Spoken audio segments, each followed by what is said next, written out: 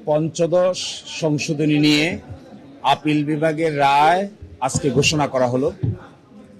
এই রায়ের মাধ্যমে হাইকোর্ট বিভাগে যে রায় হয়েছিল এটি বহাল রাখা হয়েছে। এর অর্থ হলো পঞ্চদশ সংশোধনীর মাধ্যমে হাইকোর্ট ডিভিশনে যে 4টি বিষয়কে অসাংবিধানিক ঘোষণা করেছিলেন, এই 4টি বিষয় অসাংবিধানিক ঘোষিত থাকবে। এছাড়া বাকি যে বিষয়গুলো আছে এগুলো সংসদের উপর ছেড়ে দেওয়া হয়েছে।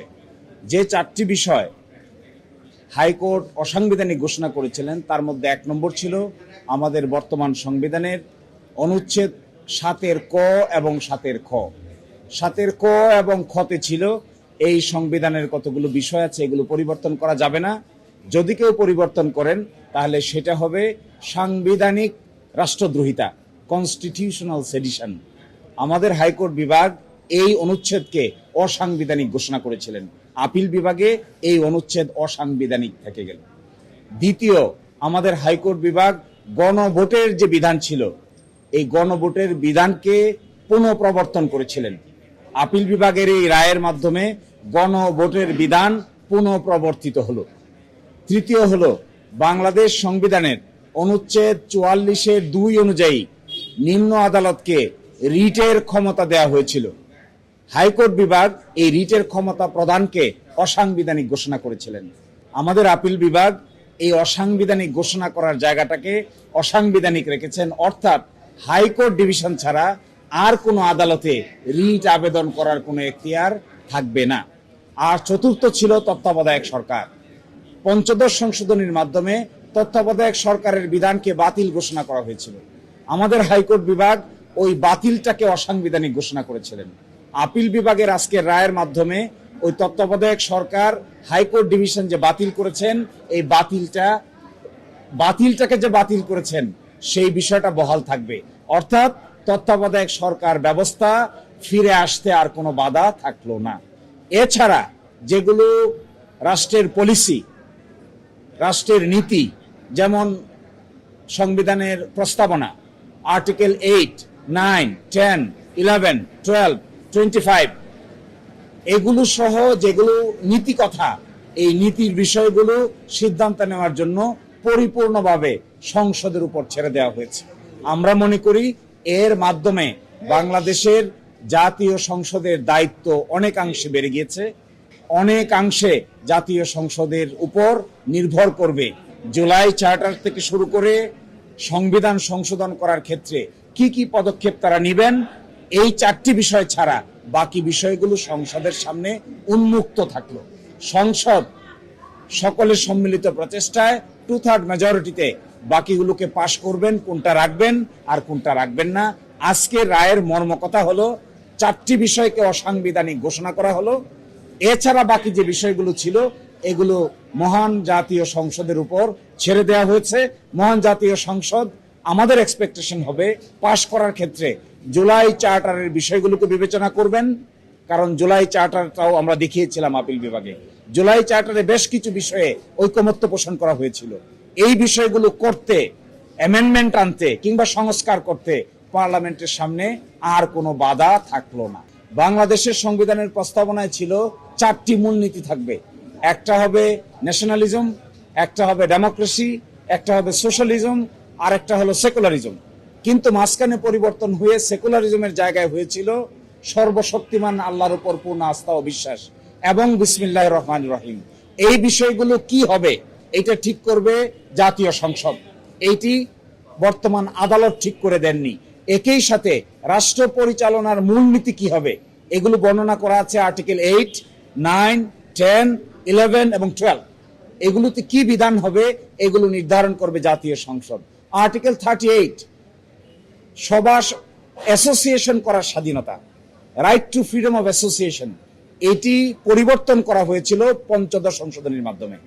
এখন এটি কেমন করে হবে এটিও জাতীয় সংসদ ঠিক করবে। আমরা যারা সংবিধান পড়েছি, জেনেছি, দুনিয়ার যত সংবিধান জানা লোক আছে কেউ কোনোদিন এটা সাজেস্ট করবে না যে সংবিধানের ভিতরে কাকে শাস্তি দিবেন আর কাকে শাস্তি দিবেন না এই বিধান আপনি ইনক্লুড করবেন। No, it is not allowed. এটি করা যায় না।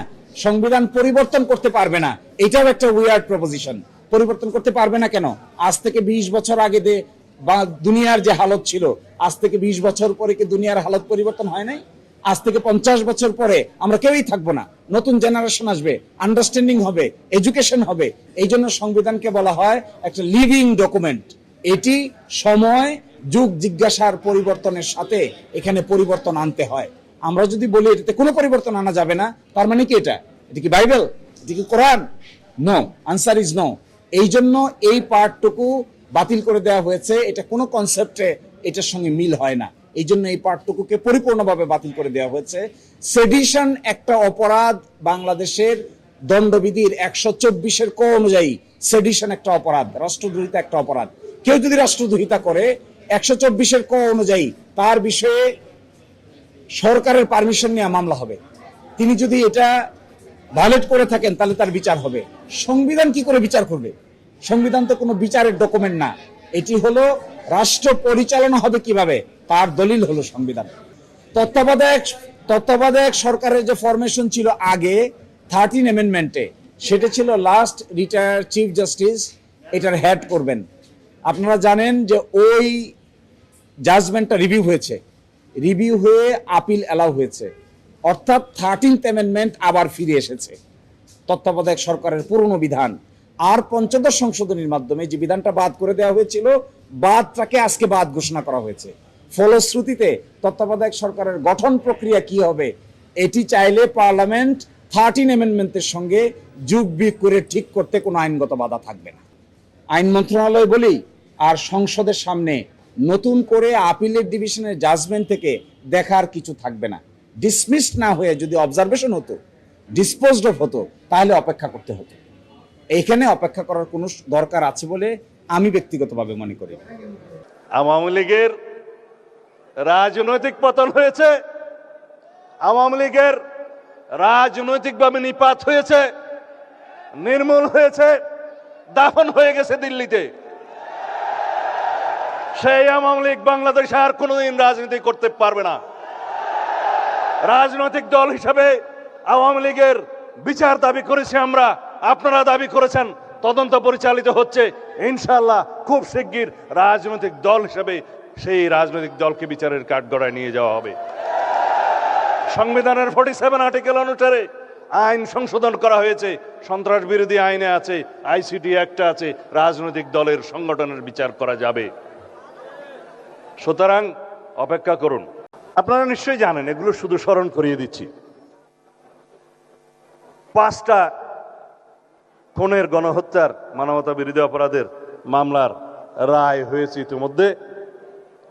বিচারাধীন মামলা আছে 27টা এবং তদন্ত প্রায় শেষ পর্যায়ে 72টা মামলা।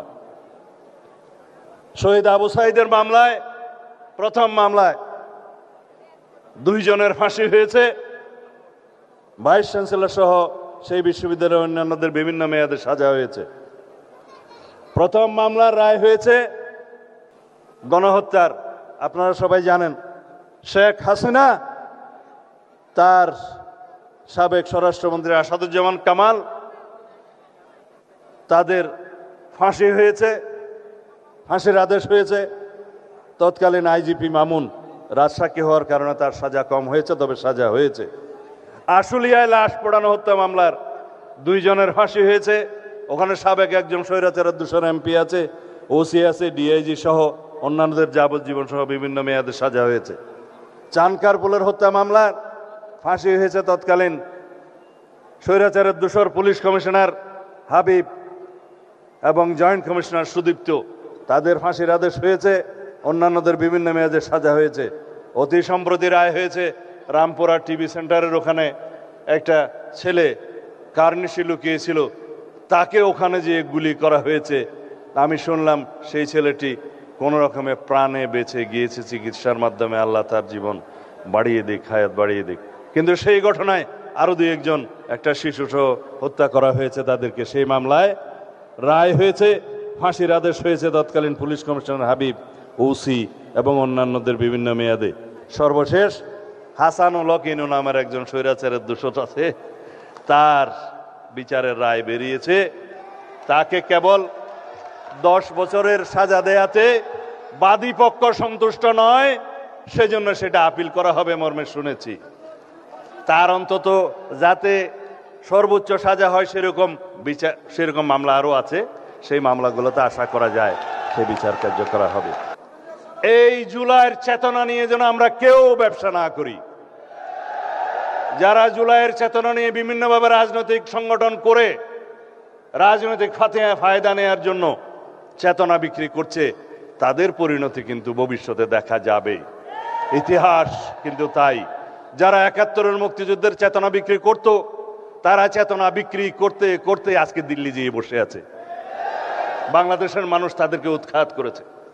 সুতরাং চেতনা বিক্রির ব্যবসা ভালো নয়, রাজনৈতিক ফায়দা নেওয়ার উদ্দেশ্যে ভালো না। আমরা এই মহান ২০২৪-এর জুলাই গণ অভ্যুত্থানের ইতিহাসকে ধারণ করব, স্মৃতিকে ধারণ করব।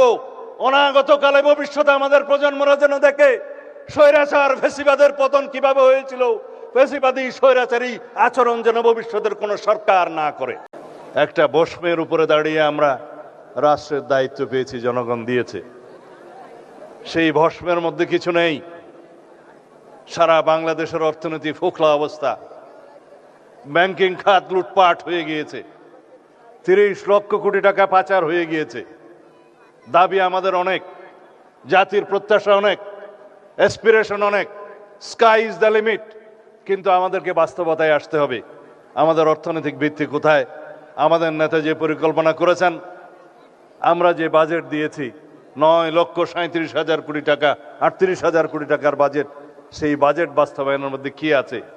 এই সমস্ত সামাজিক নিরাপত্তা খাতগুলো আছে।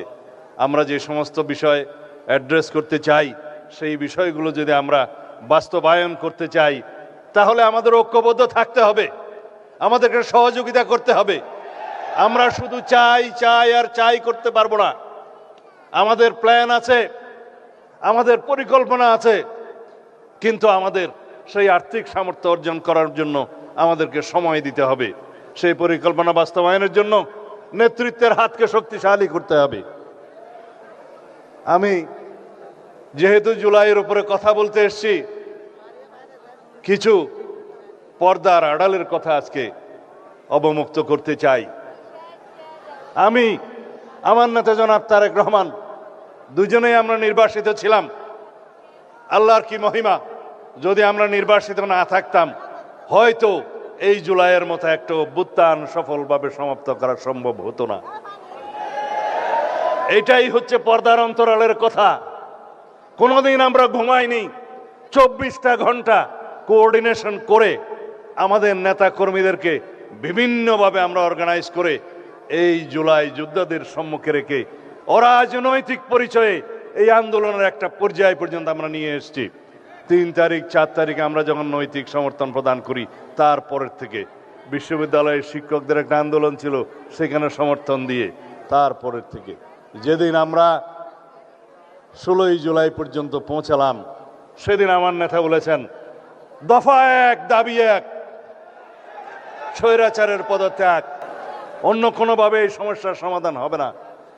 আজকে যারা জুলাই যোদ্ধাদের নেতৃত্ব দাবি করেন, তাদের অনেকেই সেদিন বলেছিল আমাদের কোনো রাজনৈতিক দাবি নাই, আমাদের দাবি বৈষম্যহীন এই ছাত্র আন্দোলনের দাবি, কোটা বৈষম্য দূর করতে হবে, সেটাই ছিল তাদের বক্তব্য। আমরা ধীরে ধীরে আমরা জানি স্বৈরাচারকে গদিতে রেখে বৈষম্যহীনতার বাংলাদেশ প্রতিষ্ঠা করা যাবে না। তাদেরকে আমরা বোঝাতে সক্ষম হয়েছি, কিন্তু তাদের সেই সাহস ছিল না। আমরা রাজনৈতিকভাবে সমগ্র বাংলাদেশের সকল মানুষকে ঐক্যবদ্ধ করে শত সহস্র শহীদের রক্তের এই স্রোতের মধ্য দিয়ে আমরা এই জায়গায় এসেছি আজকে।